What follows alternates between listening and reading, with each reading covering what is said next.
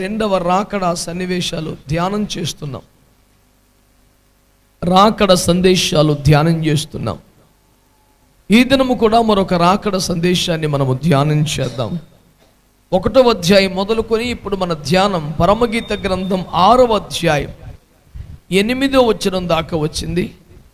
అందరూ బైబిల్ తెరిచి చూస్తూ ఉండగా ఎవరైనా ఒకరు పరమగీత గ్రంథం 6వ అధ్యాయం 8, 9 వచనాలు చదివితే ధ్యానం చేద్దాం. 60 మంది రాణులను 80 మంది ఉపపత్నులను లెక్కకు మించిన కన్యకలను కలరు. నా పావురము నా నిష్కలంకురాలు ఒకతే. ఆమె తన తల్లికి ఒకతే కుమార్తె, కన్న తల్లికి ముద్దు బిడ్డ.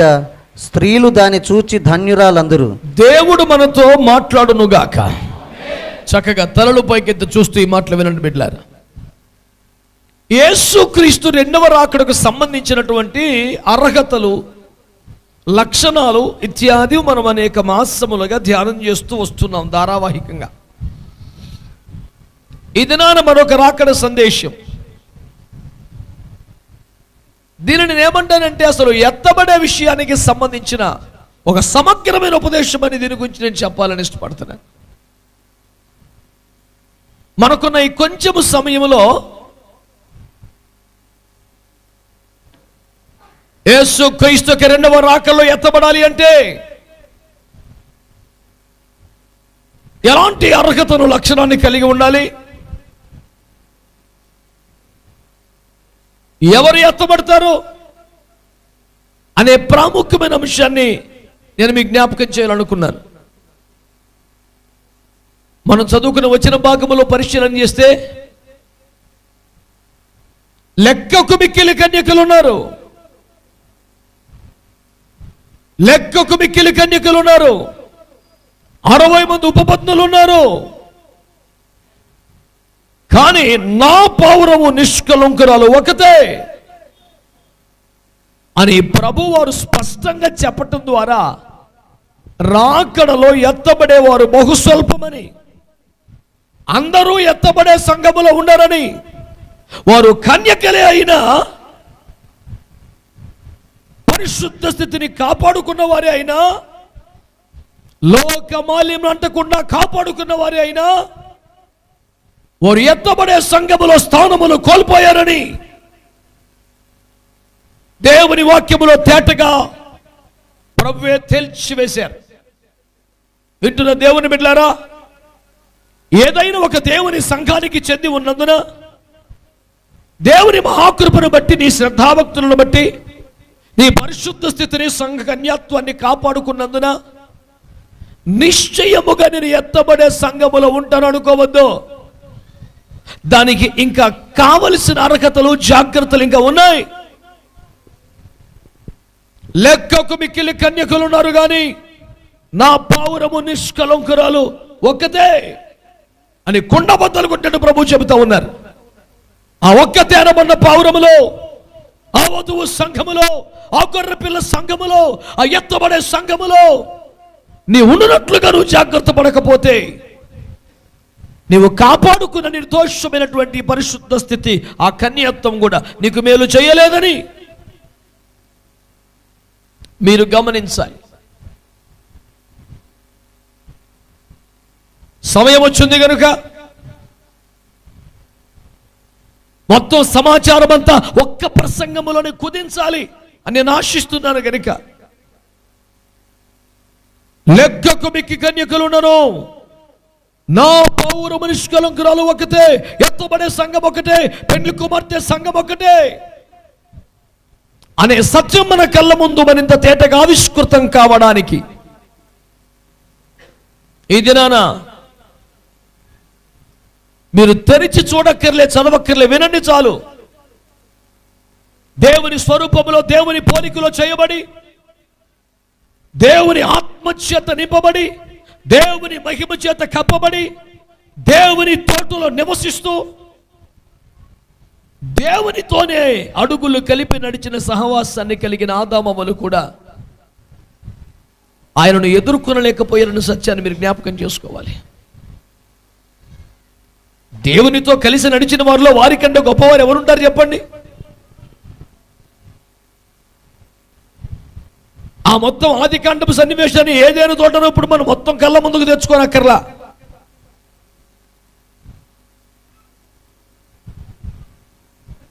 ఆ అద్భుతమైన అవకాశాన్ని కోల్పోవడానికి ప్రధాన కారణం ఏమై ఉండవచ్చు అంటే 100 సంవత్సరాలుగా తమ తండ్రి, తమ దేవుడు, తమ స్నేహితుడు, తమ దేవుని మాట వింటూ బ్రతికిన వీళ్ళు ఒకసారి ఏదో ఒక బయటి సమాచారాన్ని, వ్యర్థమైన మాటను విని రాకడలో ఎత్తబడి అర్హతను కోల్పోయినారని మీరు జ్ఞాపకం చేసుకోవాలి. ఇది తింటే మీరు చచ్చిపోతారని దేవుడు చెప్పాడు. మీరు చావనే చావరు, ఏం కాదు అని వాడు చెప్పాడు. ఒక అబద్ధ సమాచారం, ఒక తప్పుడు బోధ, ఒక దుర్బోధ, సత్యమును ఒక భిన్నమైన బోధ, దేవుడు ఇచ్చిన సీరియస్నెస్ ని తగ్గించే బోధ ఎవరిని కూడా రాకళ్ళు ఎత్తబడకుండా చేస్తుంది. ఈ రోజున ఎక్కువ శాతం సంఘాలలో, ఎక్కువ శాతం ప్రసంగాల్లో నేను వారిని తప్పుబడుతున్నాను అనుకోవద్దు. రాకడలో ఎత్తబడే అవకాశాలు కోల్పోతున్న బాధతో చెబుతున్నా నేను. దేవుడు ఏది ప్రమాదం అని చెప్పాడో, ఏది తప్పని చెప్పాడో, ఏది అసలు వద్దే అని చెప్పాడో దాన్ని ఇప్పుడు నేటి బోధలు చాలా వరకు ఇప్పుడు ఏం చెప్తున్నాయి, పర్వాలేదు అని చెప్తున్నాయి. డోంట్ బి క్రేజీ అని మాట్లాడుతున్నాయి. డోంట్ గో ఫర్ ఎక్స్ట్రీమిజం అని మాట్లాడుతున్నారు. మరి టూ మచ్గా చేయక్కర్లేదని మాట్లాడుతున్నారు. ఈ రోజున దైవజనుడిగా హెచ్చరిక స్వరముతో ఈ మాట ప్రకటిస్తున్నాను. దేవుడు చెప్పిన విషయాలలో ఉన్న సీరియస్నెస్ ని తగ్గించి ప్రతి బోధ రాకడకు ఎత్తబడకుండా చేస్తుంది నిన్ను.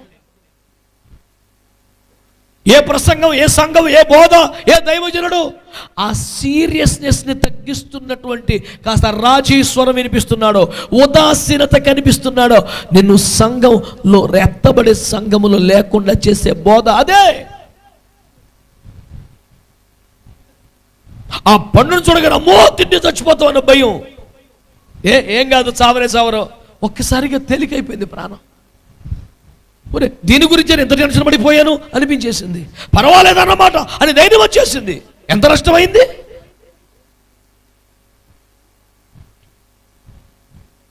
ఇప్పుడు బైబిల్లో ఉన్న విషయాలన్నీ కూడా ఎంత సీరియస్గా యేసే చెప్పాడో అంతే సీరియస్గా ఈరోజు క్రైస్తవ సంఘాల్లో ఆ బోధ చాలా మంది అవుతుందో మీరు చెప్పండి. ఉదాహరణ కొన్ని మాటలు చెప్పనా. నా నిమిత్తము తల్లిదండ్రులైనను, అన్నదమ్ములైన, అక్కజనులైన, ఇంటినైనను విడిచిపెట్టిన వాడు నాకు శిష్యుడు కానేరడు అన్న మాట ఇంతే సీరియస్గా నేటి సంఘాల్లో బోధ ఉందా మీరు చెప్పండి. I want hear your response. నోరు మూసుకుని ఉండకండి, మేము అడుగుతాం మిమ్మల్ని. నేటి సమాజంలో ఈ బోధ ఉందా మీరు చెప్పండి. పోని కొండ మీద ప్రసంగం విశ్వవిఖ్యాత సూపర్ అని తెగబగడేస్తారు కదా. ఆ కొండ మీద ప్రసంగంలో శాస్త్రుల నీతి కంటే, పరిసయ్యుల నీతి కంటే మీ నీతి అధికం కాకపోతే మీరు పరలోక రాజ్యం రారు అన్న బోధ ఉందా. పోని అదే అధ్యాయం కొంచెం కిందకు వస్తే మీ కన్ను మిమ్మల్ని అభ్యంతరం పరిస్తే కన్ను పీకేసుకో, కాలు అభ్యంతరం పరిస్తే కాలు నరికేసుకో. ఇంత టూ మచ్ తీవ్రమైన బోధ ఉందా. ఇప్పుడున్న బోధ ఏంటి? మనిషి అన్నాక బలహీనుడు, ఏ ఒక్కడు పరిపూర్ణుడు కాదు. ఇవి సహజం. ప్రభు ప్రేమ గలవాడు, ఆయన కృప నిత్యం ఉండును. ఇది చాలా ప్రేమను బోధిస్తున్నట్లుగా కనిపిస్తున్న దుర్బోధని జ్ఞాపకం చేస్తున్నా. ఆయన కృప నిరంతరం ఉండును అంటే అర్థం ఏమిటి? నువ్వు నిరంతరం పాపిగానే ఉండవచ్చును, కోపపడడు అని అర్థమా? ఎంత దుర్మార్గమైన వ్యాఖ్యానం అనేది.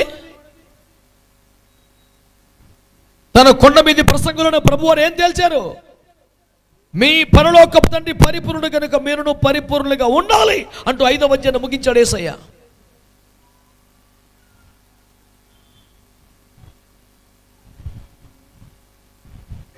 ఆరవ అధ్యాయంలో ఏమి తిందుమో, ఏమి త్రాగుదామో, ఏమి ధరించుకుందామో అనే చింత అన్ని జనులకు ఉంటుంది. మీరు అలా ఆలోచిస్తున్న మీరులే కాదు, నా రాజ్యమును, నా నీతిని మొదలు వెతకండి.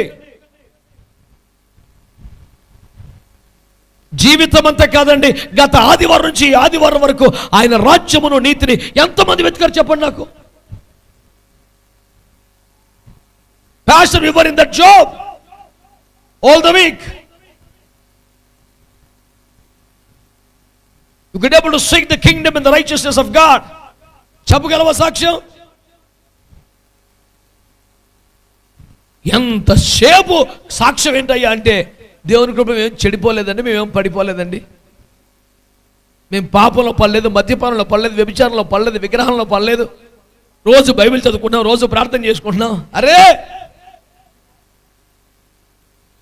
ఇది పెండ్లి కుమార్తె సంఘం నిలబడటానికి అర్హతనిస్తుందా? సరిపోతుందా? పొద్దున లేచి కాలకృత్యాలు తీసుకొని స్నానం చేసి 7 తయారైపోతామండి అన్న డిసిప్లిన్ ఉన్నవాడు అందరూ ఆర్మీలో సెలెక్ట్ అవుతారా అండి? ఏమైనా తెలివి ఉందా? దానికి సరిపడ కసరత్తు చేయొద్దా? ఆ దేహదార్జ్యం సంపాదించొద్దా? Fitness maintain చేయొద్దా? ఆ వేగం అందుకోవద్దా? కొండలను ఎక్కబాగే నైపుణ్యాన్ని సంపాదించొద్దా? నువ్వు చెయ్యకూడని పాపాలు మానేసి చెయ్యవలసినవి కూడా మానేసి ఎట్లా పెండుకునవుతావు? అవి మానేసావు మంచిదమ్మా, చెయ్యాల్సిన వాడు చేస్తాడు. పరీక్షలు సిద్ధపడి విద్యార్థి సినిమాకి వెళ్ళట్లేదు, సిగరెట్లు దాటలేదు, చెడు స్నేహాలు లేవు అన్నంత మాత్రాన చదవకపోతే పాస్ అవుతాడండి? అవునా? తెలివి ఉందా? ఎవరు విడబడుతున్నారు? మరలా చెప్తున్నాను, దేవుడు చెప్పిన విషయాల సీరియస్నెస్ ని తగ్గించి పర్వాలేదు అనే ఫీల్ వచ్చేలాగా చెప్పే ప్రతి బోధ వలన రాకడలో ప్రజలు ఎత్తబడే అవకాశాలు తగ్గిపోతున్నాయి.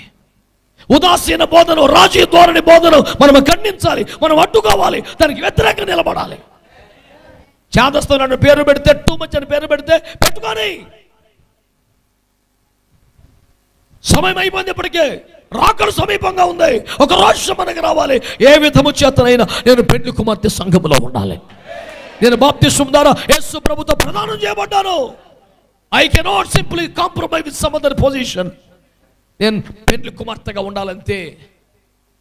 ప్రధానమైపోయిన పెండ్లి కుమార్తె పెళ్లి రోజుకి పెండ్లి కుమార్తెగా తయారై వెళ్తే తన ప్లేస్లో వేరొక నిలబడితే ఏమన్నా బతుకుందా అండి? ఇంకా పోన్లే వచ్చాం పెళ్లి కుమార్తె కాకపోతే పోయిలే భోంచేసి వెళ్ళిపోదు అనుకుంటారండి ఎవరన్నా?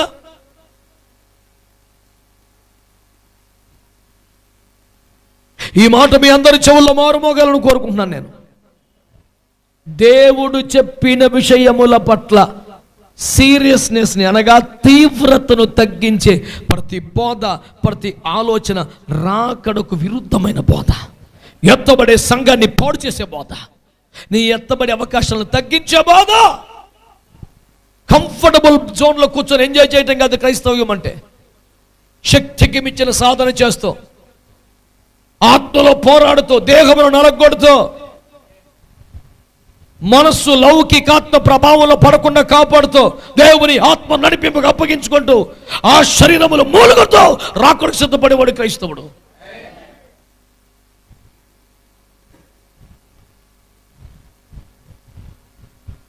ఈ రోజున దేవుని సంగమా, ప్రశ్నించుకోను. ఇప్పుడు ఈ మాటలు మాట్లాడుతున్నా, ప్రశ్నించుకో. నీ దగ్గర సీరియస్నెస్ ఉందా? ఒక ఉద్యోగం సంపాదించాలన్నవాడు ఎంత సీరియస్గా కష్టపడుతున్నాడు? ఒక ర్యాంక్ కోసం ప్రయాసపడి ఎంత సీరియస్ కష్టపడుతున్నాడు? రాకలు ఎత్తబడవలసిన మాత్రం సహజం అండి, పర్లేదండి, మనిషి అన్నాకండి, శరీరం ఉన్నప్పుడు అండి, ఈ లోకంలోనండి.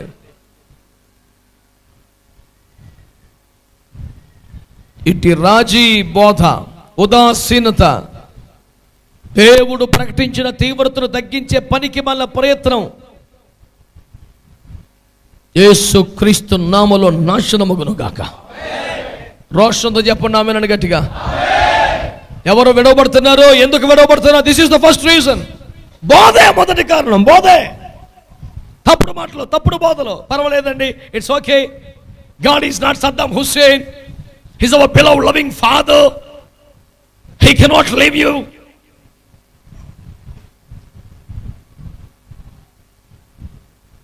మరి అతడే జలప్రలయం రప్పించాడని, అతడే కట్టెకే చీకటి గల బిలములు నిత్య పాశములతో బంధించి భద్రం చేశాడని, అతడే సొదొమపై అగ్ని గంధకాలు పంపించాడని, అతడే తూర్పు గాలి రేపి తర్షీషు ఓడలు బద్దలు కొట్టి దారిలోకి తెచ్చాడని, అతడే దవడలకు గాలమేసి లాగిన వాడని, అతడే కయ్యను వెళ్ళగొట్టిన వాడని, అతడే ఏశావుకి కృపను అనుగ్రహించకుండా తృణీకరించిన వాడని, అతడే గద్దెలు తిప్పి గడ్డిని మేపిన వాడని.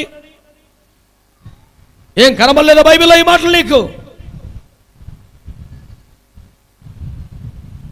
For God is so loud. ఒకటే తెలిసింది నీకు.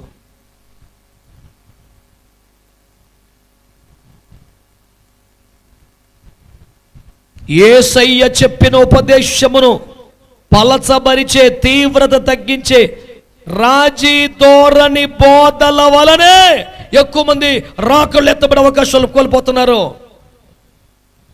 క్రైస్తవులు దైవజనులు ఈ విషయమై గలవెత్తకపోతే, స్వరమెత్తకపోతే, తీవ్రతను సంపాదించకపోతే చాలా ప్రమాదం. దైవజనుడిగా నేను ఒక హెచ్చరిక చేస్తున్నాను.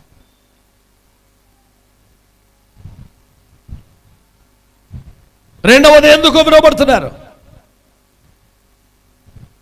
నిర్గమకాండములో మోషే సీనాయి కొండ దిగి వస్తున్నప్పుడు అతని ముఖము ప్రకాశించినందున అహరోను వంటి ప్రధాన యాజకుడు, మిగతా వాళ్ళు, హూరు తదితరులు, కోరహు భాషలో ఇజ్రాయేలు సర్వ సమాజంలో ప్రతివాడు పరిశుద్ధుడే కదా. మరి ఇంతమంది పరిశుద్ధులు అతనిని సమీపింప వెరచిరి అని రాశాడు. భయపడ్డారట. ఎవరు భయపడ్డవారు? పరిశుద్ధులు. ఎవరు భయపడిన వారు? విమోచించబడిన వారు. ఎవరు భయపడిన వారు? గొర్రె పిల్ల రక్తమును బట్టి, మేఘములో బాప్తిస్మమును, సముద్రంలో బాప్తిస్మను బట్టి విమోచించబడిన వారు.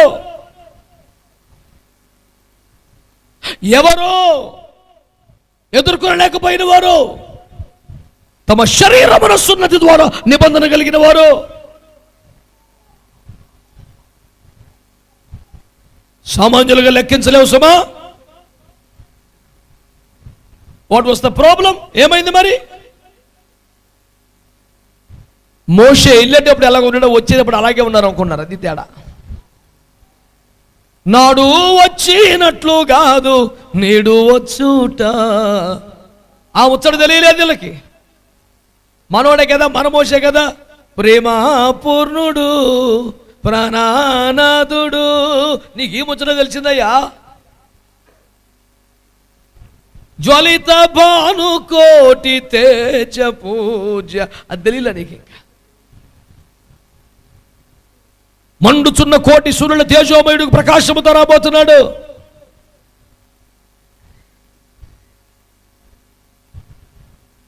ఏనాడో పాటల్లో కూడా చెప్పారు దైవజనులు, రెండో రాకల గొర్రె పిల్లయే కొదమ సింగమై. ఎలా రాబోతున్నాడు ఆయన? అన్యాయపు తీర్పు నొందుటకు వచ్చాడు. ఇప్పుడు న్యాయపు తీర్పు తీర్చడానికి రాబోతున్నాడు. ఇప్పుడు కృపా సింహాసనం పైన ఉన్నప్పుడు న్యాయపు తీర్పు మీద సింహాసనం కూర్చోబోతున్నాడు. ఏం తమాషాగా ఉండదండి ముచ్చట? మనోడే కదా వస్తాడు. మోసే ఇంకా ఎటు వెళ్తాడే అంటే, ఎప్పుడు వస్తావా రా, అసలు చెప్తాను ఈ సంగతి. అవాకులు చెవాకులు వెళ్తున్నాడు ఒక్కొక్కడు. తీరా మోసే వచ్చాక ఎదుట నిలబొట్టకు శక్తి సరిపోక, దేవునికి స్తోత్రం, హల్లెలూయా చెప్పండి అందరు గట్టిగా. ఎదుర్కొన్నకు శక్తి సరిపోక, ఈరోజు అడుగుతున్నాను, నీకు భక్తి ఉందా? అయితే ఆ భక్తి నీకు శక్తి ఇవ్వాలి. ఆమేన్. యేసుని నమ్ముతున్నావా? యేసులో విశ్వాసం ఉంచావా? మరి అపోస్తలుల 19లో విశ్వసించినప్పుడు పరిశుద్ధాత్మను పొందితవా? అబ్బే మాకు పెద్దగా తెలియదండి. ఇప్పుడు కదే బ్యాచ్.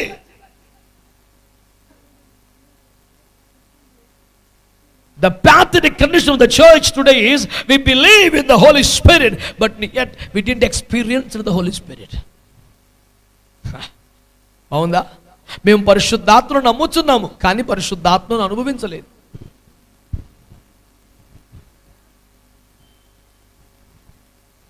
మేము గాలి ఉందని నమ్ముచున్నాము, కానీ గాలిని ఎన్నడూ అనుభవించలేదు.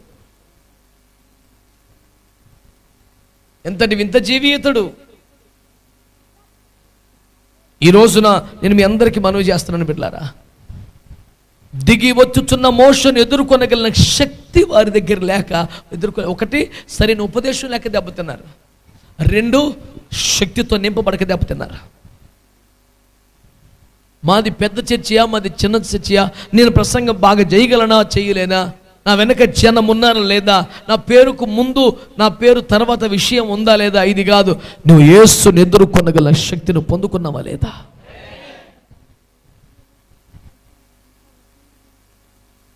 పరిశుద్ధాత్మ లేకపోతే బైబిల్ చదివితే కూడా నీకు అర్థం కాదురా బాబు అంటే ఇక రాకడ ఎక్కడ దొరుకుతుంది సార్? పరిశుద్ధాత్మ లేనిది వేదాగమ పఠనముగాదిది. నువ్వు పట్టించినది న్యూస్ పేపర్ చదివినట్టారా బాబు, నీకు పెద్ద ఉపకారం లేదని చెప్తే నువ్వు రాకడికి ఎట్లా తయారవుతావు నాయన? ఎలియాజర్ లేకుండా రిబ్కా బెట్ట అయింది నాన్న. ఎలియాజర్ సామగ్రి దేవాలా, ఎలియాజర్ ఒంటి ఎక్కాలా, ఏసు రక్తమే చేయం, ఎలియాజర్ నడిపింపులో ఉండాలా, ఎలియాజర్ తీసుకెళ్ళి అప్పగించాలా. నువ్వు ఎలియాజర్నే స్కిప్ కొట్టి బైపాస్ చేసి ఓవర్టేక్ చేసి నేను నేరుగా ఇస్సాకుని కలుసుకుందును, ఇస్సాకుని తీసికి చేర్చుకోండి, జాగ్రత్త. మంచి వాళ్ళందరూ స్తోత్రం చెప్పండి. హల్లెలూయా. వాక్యమును పట్టుకోండి దేవుని బిడ్డలారా. తప్పుడు బోధలు, రాజీ బోధలు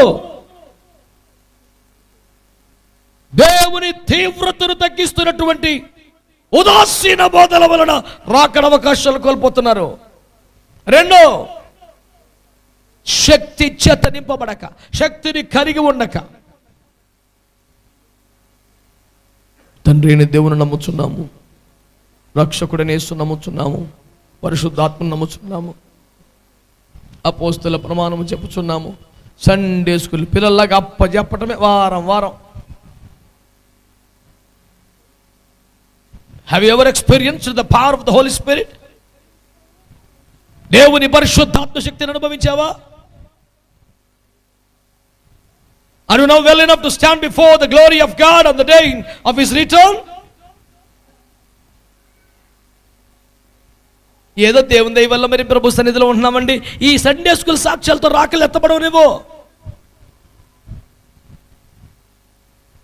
నీతో ప్రాబ్లం ఏమిటంటే చెయ్యకూడని పాపాలు చేయట్లేదు నిజమే, కానీ చెయ్యవలసిన స్థాయి భక్తి కూడా చేయట్లేదు. That is the problem.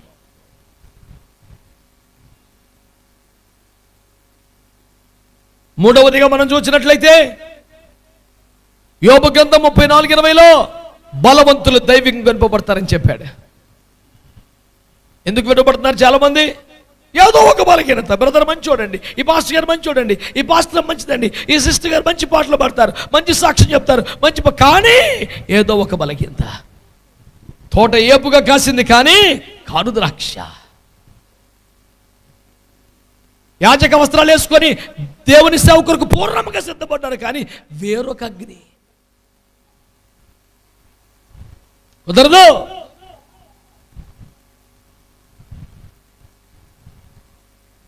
ఈ రోజున మీరు అర్థం చేసుకోవాల్సిన మాట, దేవుని వాక్యాన్ని ఆకలింపు చేసుకునే ప్రయత్నం చేయండి. ఇంతకాలం భక్తి చేసిన తర్వాత ఇంకా ఏదో ఒక బలహీనత. కొంతమంది మాటల్లో బలహీనలు, గబుక్కున మాట సరిపోతారు. వాడి బ్రతుకులో వాడు చెప్పినన్ని సార్లు సారీ భూమి మీద ఎవడు చెప్పున్నాడు, అసలు బ్యాలెన్స్ ఉండదు. గబుక్కున మాట్లాడడం, సారీ అండి నా మాటల వల్ల మీకు కష్టమైతే నన్ను క్షమించండి, గబుక్కున అలాగే అనేసానండి. వాడు ప్రతి సాయంత్రం కుటుంబ ప్రార్థనలో, వ్యక్తిగత ప్రార్థనలో మోకరిస్తే, అయ్యా ఈరోజు కొన్ని మాటలు జారిపోయాను, దొర్లిపోయాను, నన్ను క్షమించు అనకుండా ప్రార్థన ముగించిన రోజు బతుకులో లేదు. మరి ఎప్పటికి మారుతావురా? తప్పులు చేయట మా వంతు, దయచూపుట నీ వంతు. ఇదే batch. It has become a never ending process. పోతనే ఉంటుంది అది. నోటికి కళ్ళెం పెట్టుకోవా? ఎవడైనా నేను నోటికి కళ్ళెము పెట్టుకోనకుండా తన భక్తి చేస్తుంటే వాడి భక్తి వ్యర్థమని కదా యేసయ్య చెప్పాడు.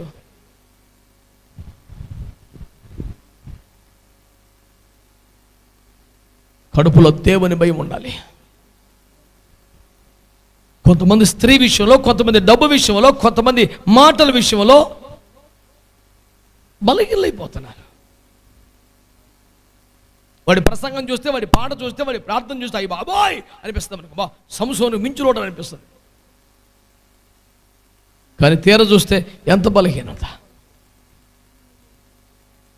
బిలాము ఎంత పెద్ద ప్రవక్త, దేవుడు వచ్చి తన ఇంట్లో కూర్చొని మాట్లాడుతున్నాడు. బిలాము గదిలో బిలాముతో దేవుడు మాట్లాడుతూనే ఎవడో తలుపు కొట్టాడు. తలుపు తీసేపాటికి బండెడు బంగారంతో బాలా కొన్నాడు. అది దెబ్బకు శోధన వచ్చేసింది. మై గాడ్, మీరు ఒక్క ప్రవచనం కానీ చెప్తే ఈ బంగారం అంతా మీకు సందా ఇచ్చేస్తాను అన్నాడు. ఇక యేసు ప్రభువుని పోగొట్టుకోకూడదనే ఫీలింగ్ లేదు అడిగి, ఈయన్ని పోగొట్టుకోకూడదనే ఫీలింగ్ వచ్చింది. వాడిని అంటాడు, ఈ రాత్రికి నిలిచుండుము, ప్రభువుని ఎలాగైనా బతిమాలుకుంటాను. ఈ రాత్రికి నిలిచుండమని ఎవరిని అడగాలంటే అసలు? దేవుణ్ణి అడగాలి. అయ్యా నన్ను వదిలిపెట్టక నాకు కొంపకు వచ్చావు, నాకు ఎంతకైనా భాగ్యం అంటే అవి ఉండిపోయా, ఈ రాత్రికి నువ్వు వెళ్ళ, నేను దండం పెడతాను. అరే అయ్యి గెస్ట్ రూమ్ బంగారం చూసుకోండి, ఈ రాత్రికి ఎట్లా వేసాను కన్విన్స్ చేస్తాను. పనికి మళ్ళీ పని. సంసోను కన్నా అభిషక్తులు లేడు, కానీ ఆ బలహీనత ప్రతిసారి అదే పొరపాటు. నీలో ఈ బలహీనత ఉన్నప్పుడు నీ బలం ఎందుకు రానింకా? అంటే బలహీనత కలిగిన బలవంతుడా? టైటిల్ ఎంత చండాలంగా ఉంది.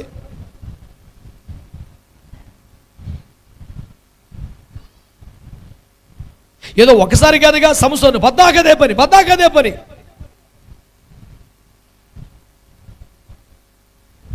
దేవుని వాక్యాన్ని మీరు జాగ్రత్తగా ఆలకించగలిగితే ఎందుకు వినబడుతున్నారో తేట కనబడుతుంది.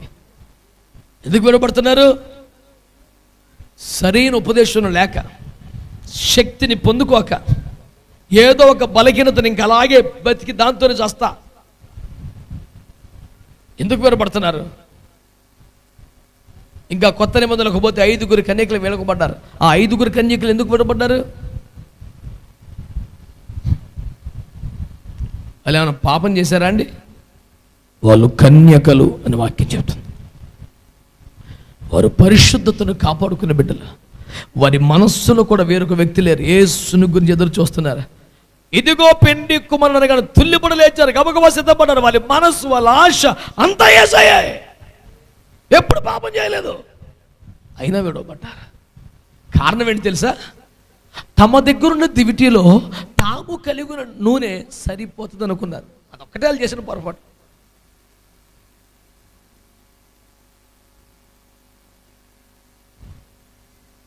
నా నూనె సరిపోతుంది, ఈ అభిషేకం చాలు, ఈ అనుభవం చాలు, ఈ సేవ చాలు. దేవుని బిడ్డారా, అంత గొప్ప దైవజనుడు ఏలియా అంతటి మహానుభావుడే ఎంత మటుకు చాలు ప్రభు అంటే చాలదు నాన్న, శక్తికి మించిన ప్రయాణం ఉందని యేసు ప్రభు చెప్తే ఇక మనం చాలు అనుకుంటే ఎట్ట సార్? పట్టణం యెహోవా దేవుడు రుజువు చేసి 400 మంది ప్రవక్తలను చెప్పి విగ్రహారాధన బలిపీఠమే లేకుండా చేసి యెహోవా ఈ దేవుడిని ప్రజలు స్వచ్ఛందంగా రోడ్ల మీదకి వచ్చి కేకలేసి అంత రేంజ్లో వాడబడ్డ ఏలియానే ఇంత మట్టుకు చాలు ప్రభు, మా పితరుల కంటే గొప్పన్నా కానీ బేబచ్చనే ఫలితం వచ్చిన సేవ చేశాను చాలయ్యా అంటే, చాలదయ్యా, శక్తికి మించిన ప్రయాణం ఉందయ్యా అని యేసు ప్రభు అంటుంటే నువ్వు సరిపెట్టేసుకున్నావు. ఇప్పుడు ఈ నూనె సరిపోద్ది, మరి 2 మధ్యగా చేయక చాలంటే.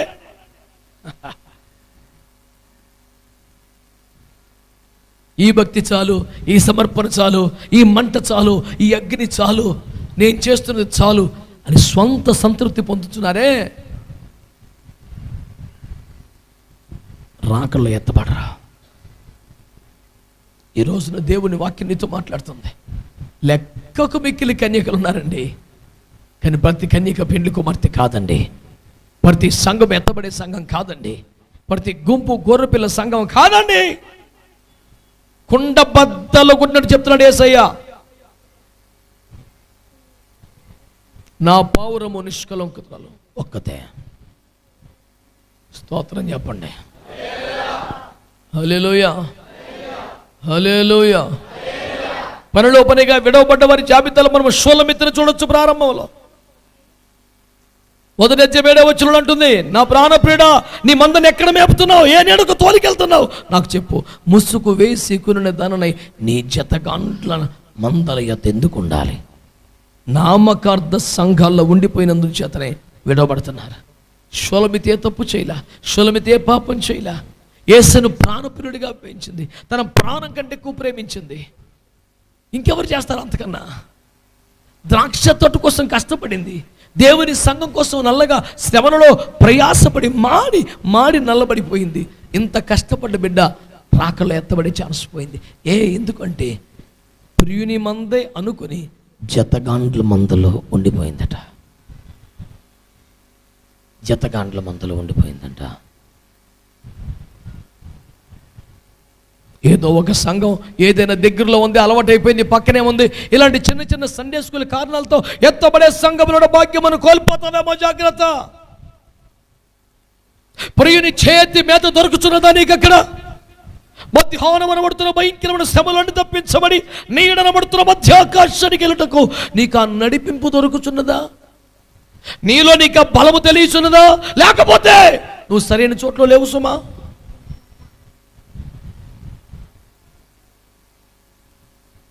పిల్లకాయ ఆట కాదు రాకులు ఎత్తబట్టమంటే, ఆచార ఫలితము కాదు రాకులు ఎత్తబట్టమంటే. అలవోకగా యాదృచ్ఛితంగా కాకతాళీకంగా అనుకోకుండా జరిగిపోతారు అక్కడంటే చాలా జాగ్రత్తగా ఉండాలి. నువ్వు పూర్ణముగా సిద్ధపడాలి, తగినంతగా శుద్ధీకరణలో ఉండాలి. ఆ ఎత్తపడ్డ ప్రజల్లో ఒకటిగా నీవు ఉండాలి. అంత అలా డబ్బా ముచ్చట కాదు రాకడంటే.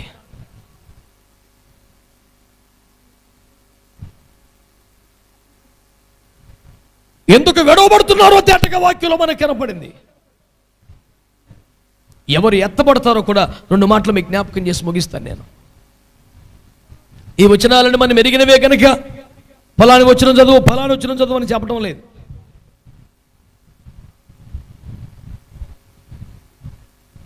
ఆదికాండం 5వ అధ్యాయములో 22 వచనంలో మనం చూస్తే 24 వరకు అక్కడ హనోక్ అనే వ్యక్తి మనకు కనిపిస్తారు. ఎవరు ఎత్తబడతారో దానికి మొదటి పాయింట్ చెప్తున్నాను. నా పౌరము నిష్కలంకురాలు ఒకతే, ఎవరో ఒకరు అన్నదానికి చెప్తున్నాను. చాలా మంది ఏమని మాట్లాడుకుంటున్నారు సింపుల్గా, హనోకు దేవునితో నడుస్తా వెళ్ళిపోయాడు. అది వినడానికి మంచిగా అనిపిస్తుంది, కానీ అసలు మాట అక్కడ ఏముందంటే, హనోకు దేవునితో నడిచిన తరువాత దేవుడు అతనిని కొనిపోయాను. నడుస్తూ వెళ్ళిపోయాడన్న మాట సంపూర్ణ భావం కాదు. నడిచిన తరువాత అంటే అర్థం ఏంటంటే, తను దేవునితో ఎంత నడవాలో ఆ నడక పూర్తి చేసిన తర్వాతని. Thus he could completed his race అని అర్థం. పౌలు గారు చెప్తారు 2 తిమోతి 4లో సాక్ష్యం, మళ్ళీ నా పరుగును మాట్లాడరే గట్టిగా, అది కంప్లీట్ చేయాలి. ఎత్తపట్టం అంటే కంప్లీట్ చేయాలి. ఎత్తపట్టం అంటే నువ్వు ఇంకా యేసుతో టీవీగాను పోదామా, ఇంకా పోదామా అంటే రాక పూర్తయిపోతున్నారు బాబు ఒక పక్క నుంచి. నీకు తెములుతలేదు ఇంకానే. Shall I go, shall we make a move, ఇంకా అక్కడే ఉన్నావు నువ్వు. అవతల పూర్తి చేశారు దేవుని మీదలో. తన జీవిత కాలం ఇంకా మిగిలి ఉండగానే పౌలు నేను ముగించేశాను అన్నాడు. ఎంత గొప్ప సాక్ష్యం సార్, స్తోత్రం చెప్పండి గట్టిగా.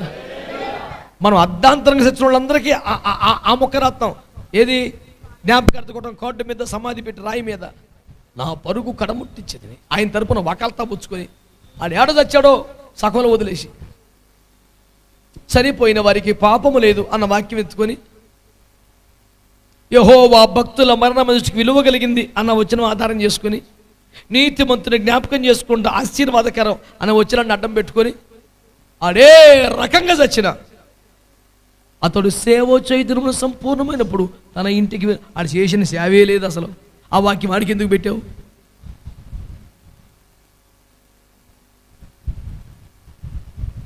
నా అడ్డగోలుగా చేస్తేవాడు అతడు కొనిపోబడక మునుపు దేవునికి ఇష్టడని సాక్ష్యము పొందాను. ఒట్టిదే సచ్చినోడి మీద ఇడుకున్న ప్రేమ కొద్ది రాసే డైలాగులు తప్ప వాస్తవాలు తక్కువైపోయినాయి. ఈరోజు అడుగుతుంది ఒకటే, నేను నీవు దేవునితో నడవవలసిన కొలత లెక్క పూర్తయిందా? మరి ఏదో దేవుని కుటుంబం బట్టి నడుస్తున్నామండి, మరి ఆ దేవుని దయ వల్ల ఇంతవరకు అయితే మరి నీటి కాలంలో ఎవరినే ఉన్నామండి, అక్కడే ఉండు.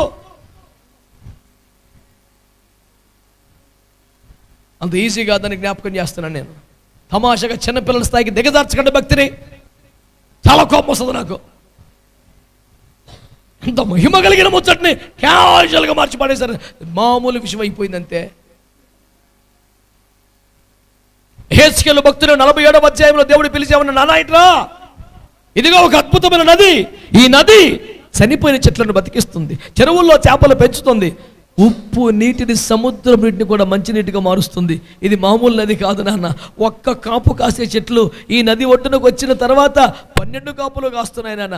ఇలాంటి నదిలో నడవాలి అనండి ఒకసారి, అనండి గట్టిగా. నదిలో మన బతుకు ఎక్కడ దాకా వచ్చింది? వంగి ఆ నదిలో నీళ్ళు కొన్ని తీసుకొని తాగి ఆహా ఎంత భాగ్యమో. నిజమే, జీవనదిలో నీరు త్రాగుట చిన్న సంగతియా? ఇట్టి జలములను మాకు గ్రోలిన దేవానికి స్తోత్రములు. అక్కడికే తన్మయం. హలో, ఈ ముచ్చట వినండి. చెట్లను బ్రతికించుచున్న నది, చెరువులను చేపలను పెంచుచున్న నది, సముద్రపు నీటిని మంచినీటిగా మారుస్తున్న నది, తన కాలమందు ఫలమిచ్చే చెట్లను 12 కాపులు కాయిస్తున్న నది చూపించి, కుమారుడా ఈ నదిలో నడవాలరా నువ్వు అన్నాడు. స్తోత్రం చెప్పరే. మనకి ఎంతసేపు నీటి కాలువ ఎవరు నాటబడినదై ఆకు వాడక తన కాలమందు ఫలమిచ్చు సండే స్కూలు. 60 నదిలోకి రారా దేవుడు చెప్తుంటే నది ఒడ్డున ఇంకెంతకాలం ఒడ్డొడ్డున చస్తావు? ఆ ప్రవాహంలోకి రా, అభిషేకంలోకి రా, ఆ ఉద్యమంలోకి రా. నరపుత్రుడా రా. అది కూడా అల్లటప్ప కాదు, స్వయంగా దేవుడే ఒక కొలకర్ర పట్టుకొని 1000 మూరలు కొలిసి నడువురా అన్నాడు. స్తోత్రం చెప్పండి. ఏదోనండి మరి తెలిసినంత వరకండి, చేతన లబ్బలేదు అన్న. There is a measurement. తమాషం కాదు, కొలుతుంది. అందుకనే హనోకు గురించి అంత ఎటకారంగా అమాయజ్ఞం లేదు. అతడు దేవునితో నడిచిన తరువాత, నడవాల్సింది ముగించిన తరువాత,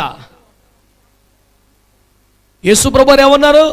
యోహాను 17లో, చేయుటకు నువ్వు నా చేతికి అప్పగించిన పని చేసి ముగించి నిన్ను మహిమపరుస్తున్నాను. గ్లోరిఫికేషన్ ఎప్పుడు నాన్న? మహిమోయుక్తం ఎప్పుడు నాన్న? చేసి ముగించి. మరి దేవుని కుటుంబం ఏదో తిప్పలు పడుతున్నామండి. అవ్వదండి, ఇంకొంచెం ఎక్కువ పడు, కంప్లీట్ చెయ్యి. ప్రకటన గ్రంథం 11:1 ఏం చెప్పాడు? ఆయన దేవాలయమును కొలత వేసి ఆలయములో పూజించువని లెక్క పెట్టుము అని రాశాడు. అది తర్జుమాదారుల యొక్క చమత్కారం. ఒరిజినల్ ఏమని తెలిసిన?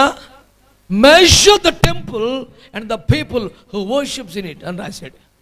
అంటే ఆలయమును అందులో పూజించువారిని కొలత వేయని. మనుషులు కొలత ఏంటి? పనికి మళ్ళీ పని తప్పు అని ఈడు ఫీల్ అయ్యి మనుషులను లెక్క పెట్టుము అని రాశాడు. ఒరిజినల్గా అది కాదు.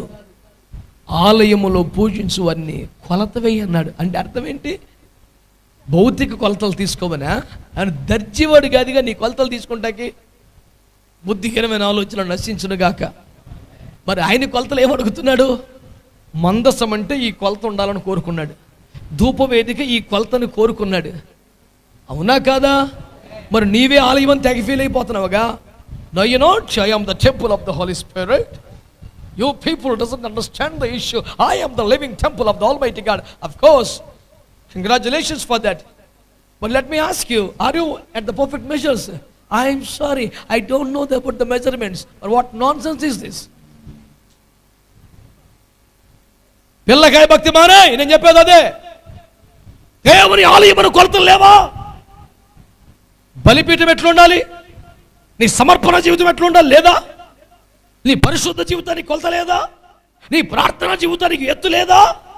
ఏమీ లేదండి. పొద్దున్న లేచండి, క్యాలెండర్ దగ్గరికి వెళ్ళి తారీఖు దగ్గర ఏలు పెట్టి వాక్యం చదువుకొని నీవు చేయనిదంతే సవాలు. ఆమేన్, హల్లెలూయా. పిల్లకాయ భక్తి మానే. ప్రభు అక్కడ సమీపంగా ఉంది. దేవునికి స్తోత్రం చెప్పండి గట్టిగా. ప్రభు రాబోతున్నాడు. బిడ్డలారా, ఎట్టకారం కాదు, తమాషా కాదు. రెప్పపోట్లు అయిపోద్ది, మొత్తం నాశనం అయిపోద్ది లైఫ్. నిమిషంలో రెప్పపాటును వాళ్ళు మహిమలోకి వెళ్ళిపోతూ ఉండిపోతావు. ఇక జీవితం అంతే. మళ్ళీ నా దగ్గర ఛాన్స్, సెకండ్ లిస్ట్ లేదు, సెకండ్ బ్యాచ్ లేదు. మెరుపు తూర్పును పుట్టి పడమరకు వచ్చినట్లు ఆ దినం జరుగుద్ది. ఒక సెకండే ఆ చివరికి అయిపోద్ది రాకడంతే. ఒకవేళ ఫస్ట్ బ్యాచ్లో కుదరకపోతే సెకండ్ కౌన్సిలింగ్ చూస్తామండి. అవ్వదండి. It cannot be like that. happens within a fraction of seconds. నిమిషంలో రెప్పపాటున ఎత్తబడిపోవాలి.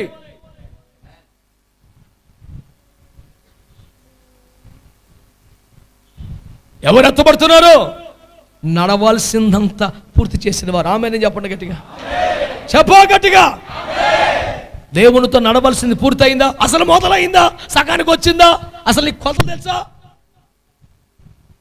ఏమీ తెలియదు. చిన్నప్పటి నుంచి క్రిస్టియన్స్ అన్నీ తెలిసిన ఫీలింగ్ ఏం ఉండదు. పరీక్షలు పెడితే తప్ప ఎవడు విద్యార్థి ఎట్టంటాడో బయటపడి కాస్త అందరూ అలాగే టీచర్ పరీక్ష పెడితే ఇంత సున్నా అవుతుంది కొడికి.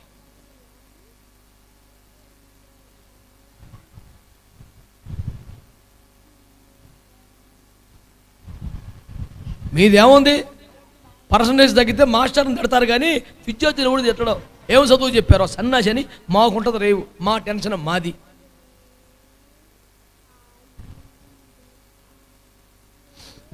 ప్రభు రాకడికి మనం సిద్ధపడాలి, యేసుతో నడవాలి, నడవాల్సినదంతా పూర్తి చేయాలి. మన కొరకు నియమించబడ్డ లెక్క మనం పూర్తి చేయాలి. పౌలులాగా నేను ముగించానని చెప్పగలగాలి. ఆమేన్. తన జీవిత కాలములో ఆయుష్ ఇంకా మిగిలి ఉండగానే నేను నడవలసింది పూర్తి చేశానని చెప్పడం ఎంత గొప్ప పని సార్. దావీదు అయ్యా నన్ను దినముల మధ్యలో నన్ను కొనిపోకము, మధ్యలో తీసుకెళ్ళకయ్యా. I want to complete my race, I want to complete the commission you have entrusted me Lord, help me to complete that. ఆ నడక పూర్తి చేయాలి, ఆ కొలత పూర్తి చేయాలి, ఆ కార్యం పూర్తి చేయాలి. నాకు శక్తినివయ్యా. ఈ ఆరాటం ఉందా? ఆ ఏడుపెప్పుడు నేర్చావా? ఈ పాయింట్ మీద ఒక రాత్రి ప్రార్థన చేసావా? ఈ అంశం కొరకు ఎప్పుడు ఒక పూట ఉపవాసన్నావా? ఏమీ లేదు. యేసు రాజుగా వచ్చు. ఓరి నాయన, నీ డ్యాన్స్ తీసుకెళ్తారా పరలోకం నిన్ను? ఏం బుర్ర బుద్ధి లేకుండా భక్తి చేస్తావు? ఏమి ఎటకారం అయిపోయింది ప్రతి ఒక్కడికి.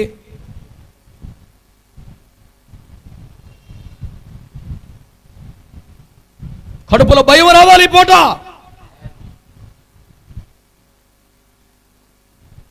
దేవునితో నడవాల్సింది పూర్తి చేస్తేనే. ఆమేన్ చెప్పండి గట్టి. హల్లెలూయా. రెండవదిగా ఏలియా.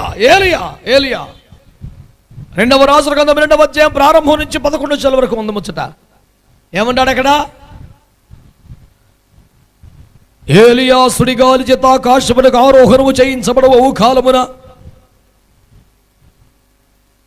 జరిగిన సంభాషణ ఏమనగా, ఎలీషాతో శిష్యుడితో దైవజనుడిని ఏలియా, నాన్న నీవిక్క నిలిచి ఉండుము, నన్ను దేవుడు గిల్గాలుకు వెళ్ళమని చెప్పుచున్నాడు.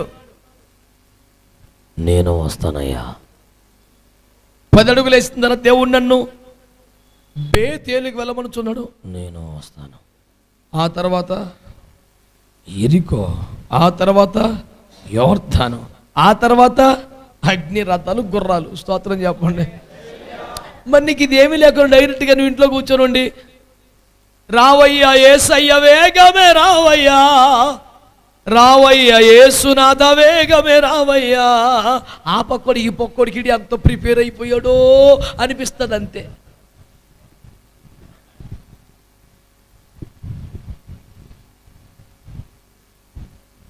కానీ ఎట్లా ముచ్చట? ఎవరట? నీ జీవితంలో గిల్గాలు దొరిలింపబడుట అనే అనుభవం దాటావా?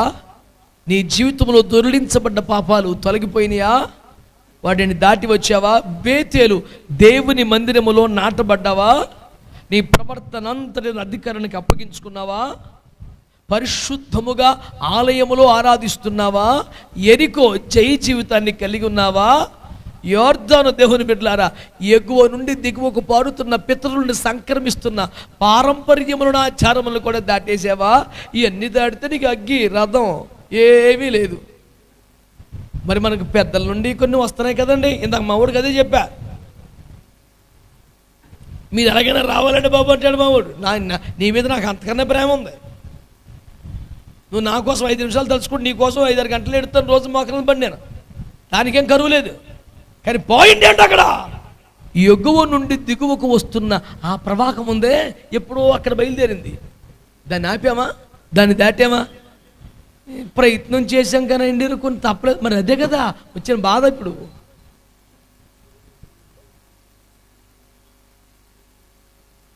నువ్వు గిల్గాలు దాటాలి, బేతేలు దాటాలి, ఎరుకో దాటాలి, యోర్దాను దాటాలా. ఈ అనుభవాలన్నీ దాటితే ఈ 4 తర్వాత అగ్ని రథాలు గుర్రాలు నీ కొరకు ఎదురు చూస్తున్నాయి. ఆమేన్. ఆత్మ నడిపింపులు ఉన్నవాడికి, ఈ అనుభవాలు దాటిన వాడికి రాకుండా ఎత్తబడే ఛాన్స్ వస్తుందండి. నీకు అసలు ఆత్మ నడిపింపండి అనమ్మో, ఆత్మ స్వరము తెలియదు.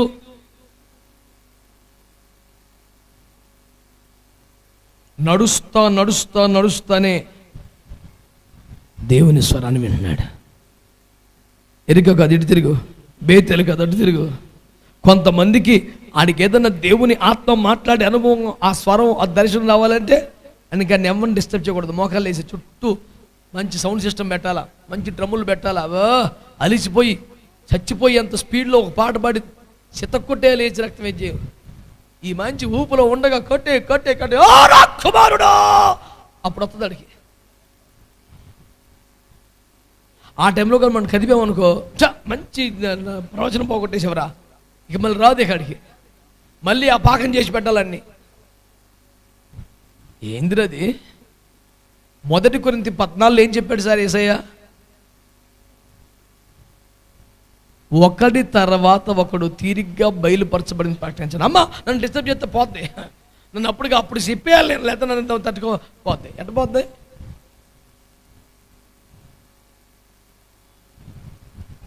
ఉచ్చివానికి ఉద్రేకానికి తేడా తీరని బేచేలాగా ఉండవే.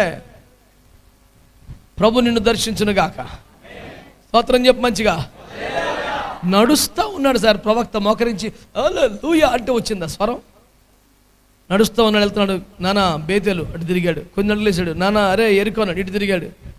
నడుస్తూ ప్రయాణం జరుగుతుండగా దేవుని ట్యూన్ అయిపోయి ఉంటేనండి రేడియో వస్తూనే ఉంటాయి ప్రసంగాలు. ఎప్పటికప్పుడు ఆన్ చేసి బ్యాండ్ తిప్పుతూనే పని కర్ర కర్ర అంటుంటుంది. తిప్పి తిప్పి తిప్పి ఎక్కడ ఆకాశం అని నీకు ప్రతి ఆదివారం తిప్పుతూనే సరిపోతుంది. ట్యూనింగ్లో కరెక్ట్గా ఉంటే స్విచ్ ఆన్ చేయగానే ప్రసారాలు వస్తూనే ఉంటాయి. స్తోత్రం చెప్పండి గట్టి చెప్పాలి మంచిగా. శృతి చేసుకోవాలి కరెక్ట్గా. ఆ ట్యూనింగ్ పర్ఫెక్ట్గా ఉండాలా, ఫైన్ ట్యూన్ చేసి పెట్టాలి. బ్యాండ్ ఆన్ చేస్తే వేసి రక్తం వేసి చేయం వస్తూనే ఉండాలా. అంతేకన్నా నీకు ఇడికి పాటలు పాడి శుద్ధీకరణ ఒప్పుకో కన్నీరుగా జాయ్ కొట్టి కొట్టి కొట్టి కొట్టి ఎప్పుడుకో మెల్లగా చిన్న పాకం అవుతాడు. వీడికి ప్రతిరోజు రిపేరే. ఏ రోజు దానికి ఇగ్నిషన్ ఉండదు, సెల్ఫ్ మోటర్ ఉండదు. తోసి చచ్చిపోవాలి జనం. వీడు ఎండపోతాడు రాకల్లో. ఆత్మ నడిపింపులో ఉన్నవాడు ఎత్తపడతాడు. స్తోత్రం చెప్పండి గట్టిగా. హల్లెలూయా హల్లెలూయా.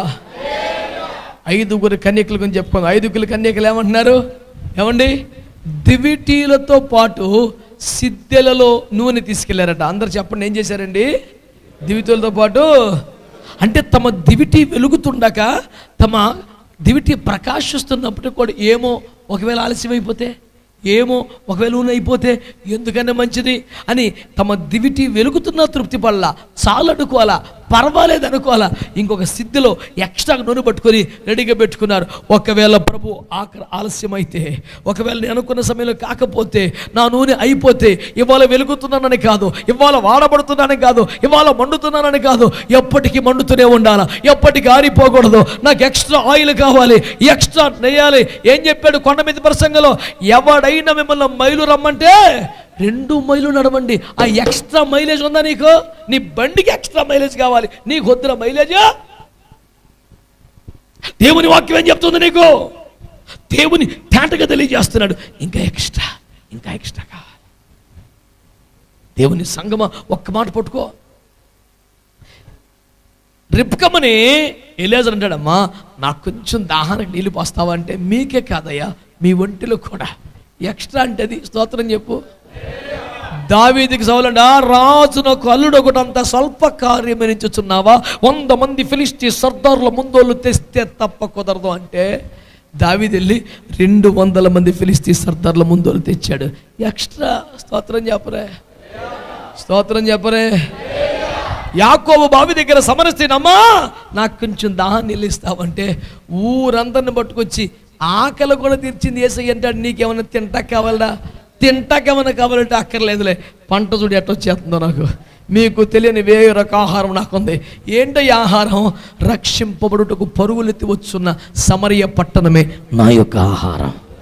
సంతోషంగా స్తోత్రం చెప్పండి. సమరయ స్త్రీని నీళ్ళు అడిగితే ఏకంగా అన్నమే పెట్టేసిందమ్మా. నేను అంటున్నాను, ఎక్స్ట్రా నీకు అబ్బిందా? ఇంకా లేదా?